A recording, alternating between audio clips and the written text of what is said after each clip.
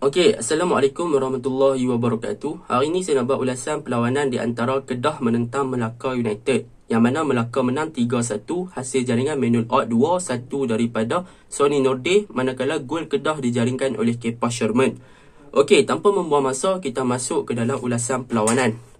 Saya akan mulakan dengan kelemahan pasukan Kedah. Okey, kelemahan pasukan Kedah yang pertama adalah di bahagian midfield dan juga defense department, yang mana pada perlawanan semalam, bahagian tengah dan juga bahagian pertahanan Kedah, mereka tidak melakukan pressing ke atas pemain-pemain Melaka United ketika pemain-pemain Melaka United melakukan build up.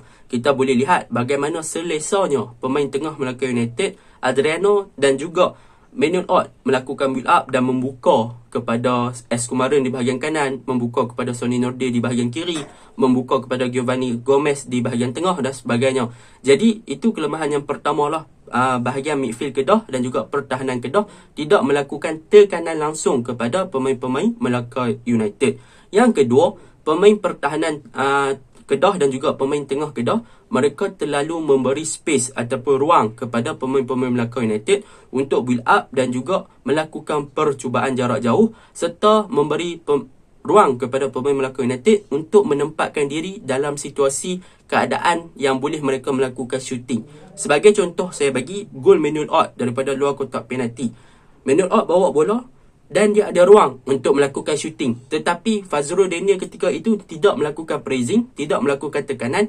Bahkan Amirul Hisham dan juga Reina Alves yang berada di hadapan tidak melakukan blocking. Sebaliknya, hanya membiarkan Manual Odd untuk melepaskan percubaan tersebut. Jadi benda tu sedikit sebanyak merencatkanlah untuk bahagian pertahanan dan juga bahagian tengah Kedah.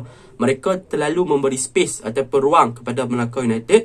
Mereka tidak melakukan pressing ataupun tekanan kepada pemain Melaka United. Jadi pemain Melaka boleh bergerak bebas ikut suka mereka untuk berada dalam ruang yang mereka selesa untuk melakukan percubaan dan juga untuk build up daripada bahagian tengah. Itu kelemahan Kedah yang pertama. Tidak pressing, tidak menekan dan juga tidak menutup segala ruang yang ada. Itu kelemahan yang pertama. Kelemahan yang kedua, bahagian serangan Kedah di bahagian wing ataupun sayap tidak berfungsi dengan baik. Untuk first half, Syazwan Zainon dan juga Robi Ataya tidak memberi apa-apa impak yang besar kepada bahagian serangan apabila mereka berdua ni tidak mampu untuk memberi ancaman berbahaya kepada pemain pertahanan Melaka United, dan mereka juga tak boleh nak terlibat dengan build up yang lawa di bahagian kanan dan juga bahagian kiri. Masuk second half, mereka berdua diganti oleh Faizat Ghazli dan juga Fayyad Zulkifli. Tetapi di bahagian kanan, Faizat Ghazli juga tidak mampu untuk menunjukkan satu performa yang baik sebagai seorang pemain wing kanan.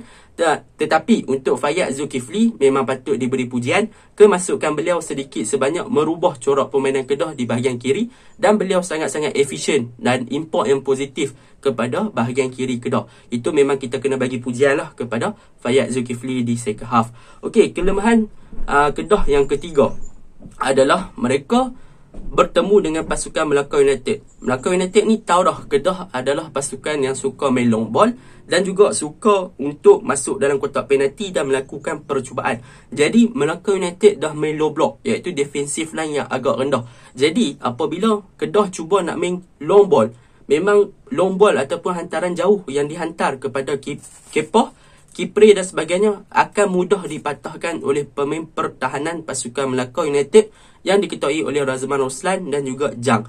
Memang kita nampak long ball Kedah semalam tak beberapa menjadi, senang dipatahkan, ditanduk keluar, di-clear oleh pertahanan Melaka United. Bahkan kalau Kedah cuba nak masuk dalam kotak penalti, pemain pertahanan Melaka United mereka dah compact, mereka memang terlalu penuh dalam kotak penalti.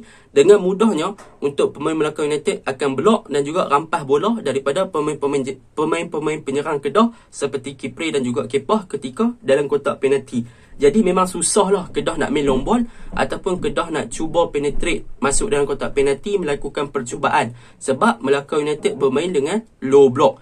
Low block ni maksudnya defensive line yang agak rendah. Mereka tak main tinggi, mereka main dalam kawasan mereka sendiri, dalam kawasan D box lah, kotak penalti Melaka United sendiri. Itu antara kelemahan pasukan Kedah lah. Yang saya suka tentang pasukan Kedah, macam saya cakap tadi, Fayyaz Zulkifli menunjukkan aksi yang sangat cemerlang. Yang kedua adalah tentang Riza Ghazali. Riza Ghazali memang menunjukkan satu aksi yang konsisten di bahagian kanan, bertahan dan juga buat overlapping. Tetapi sayang, di second half, beliau banyak kena bertahan untuk halang Sony Nordin lah. Sebab Fayyaz Ghazali lambat untuk track back ataupun bantu Riza Ghazali bagi bertahan. Itu sahaja untuk pasukan Kedah. Overallnya untuk pasukan Kedah, mereka lambat untuk praising, mereka tak melakukan praising, mereka tak block, mereka memberi space ataupun ruang yang banyak. Jadi memang Melaka boleh control game. Itu yang boleh saya cakap untuk pasukan Kedah. Okey, untuk pasukan Melaka United, apa kunci kemenangan mereka? Kunci kemenangan mereka adalah terletak di bahagian midfield, iaitu Adriano dan juga Manuel Ott. Yang mana kedua-dua player ni menunjukkan satu aksi yang sangat-sangat cemerlang. Adriano diberi kebebasan untuk bergerak di bahagian tengah dan Adriano akan di backup ataupun akan di follow oleh Manuel Ott di belakang. Jadi ketika mereka build up, Adriano akan disupport oleh Manuel Ott di bahagian belakang dan ini membolehkan mereka berdua untuk merancang build up yang sangat lawa di bahagian tengah. Yang mana mereka boleh buka bola sama ada ke bahagian kiri untuk mencari Sony Nordin ataupun membuka bola di bahagian kanan bagi mencari S. Kumaran ataupun membuka bola ke bahagian hadapan mencari Giovanni Gomez. Dan benda tu memang sangat-sangat memang menyelah lah Adriano dan juga Manuel Ott. Mereka punya performance malam memang berada merata di atas padang. Dan mereka berdua seakan-akan ada persefahaman yang memang orang panggil apa, hati ke hati lah. Adriano bawa bola, Manuel Ott follow belakang. Adriano buka game, Manuel Ott akan support dan sebagainya. Itu yang saya suka lah untuk bahagian tengah pasukan Melaka United, yang mana mereka boleh build up dengan lawa. Dan apa yang paling penting untuk dua orang ni, Manuel Ott dan juga Adriano bergerak bebas, adalah DMF, Defensive Midfielder Melaka. Yang mana Defensive Midfielder Melaka semalam memang tugas dia hanya untuk bertahan. Dan benda tu memberi ruang dan juga space kepada Adriano dan juga Manuel Ott untuk terus berada di hadapan dan mereka tak perlu risau untuk kembali bertahan. Sebab apa? Sebab defensive midfielder Melaka menjalankan tugas tu dengan baik dan kelemahan pasukan Kedah yang tak praising ataupun tak melakukan tekanan juga menjadi faktor kenapa mereka berdua ni boleh bergerak bebas pada perlawanan semalam. Itu yang pertama yang saya suka.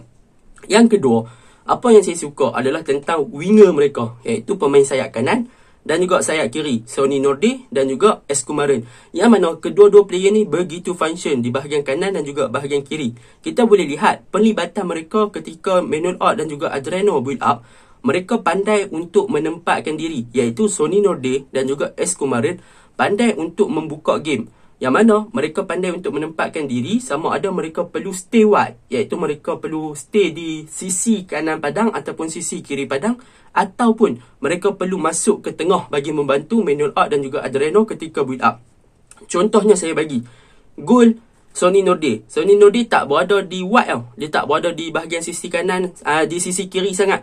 Dia tahu yang ketika itu Melaka tengah build up di bahagian tengah. Jadi apa yang dia buat, dia masuk ke tengah sikit, dia boleh terima bola dan dia boleh buat shoot. Jadi dia pandai. Dia tahu bila masa dia kena main dia main lebar, bila masa dia kena main ke dalam sikit.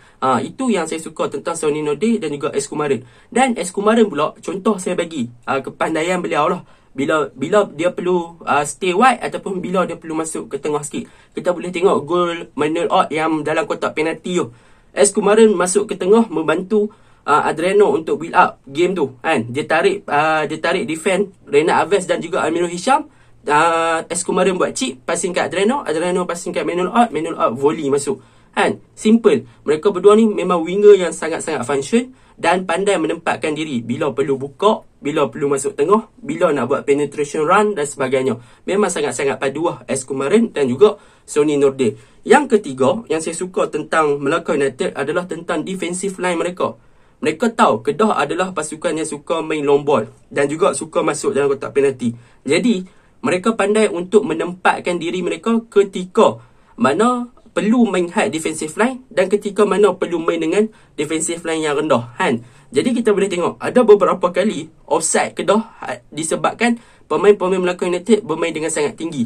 Dan apa yang menarik, banyak long ball Kedah terlalu laju. Sebab apa? Sebab Kedah nak break offside trap yang dilakukan oleh Melaka United. Jadi passing yang mereka buat tu terlalu laju sampai Kepoh dengan Kipri gagal untuk kejar dan Khairul Fahmi akan naik untuk ambil bola tu.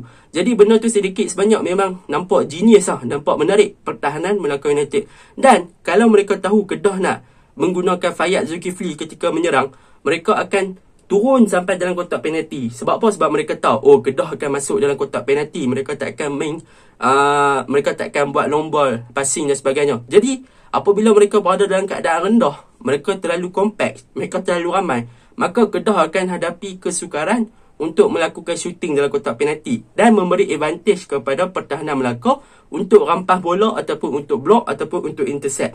Benda tu sangat bijak lah. Mereka pandai timing. Time ni saya kena main defensive line tinggi, time ni saya kena rendahkan sikit. Itu untuk pertahanan Melaka United. Untuk goalkeeper pula, Khairul Fahmi memang dia pandai baca game lah. Dia pandai untuk keluar bila nak tumbuk bola. Dia pandai, dia banyak save bola dan sebagainya. Memang experience goalkeeper. Jadi apa yang boleh saya cakap di sini, in-game tactical Melaka, tactical dalam game Melaka tu memang sangat-sangat cemerlang. Memang boleh nampak lah mereka punya corak permainan tu. Daripada segi short passing, daripada segi pembukaan game, daripada segi bertahan, daripada segi menyerang, memang lebih baik, lebih better daripada pasukan Kedah pada peluang semalam. Memang mereka deserve untuk menang. Itu sahaja ulasan saya. Assalamualaikum.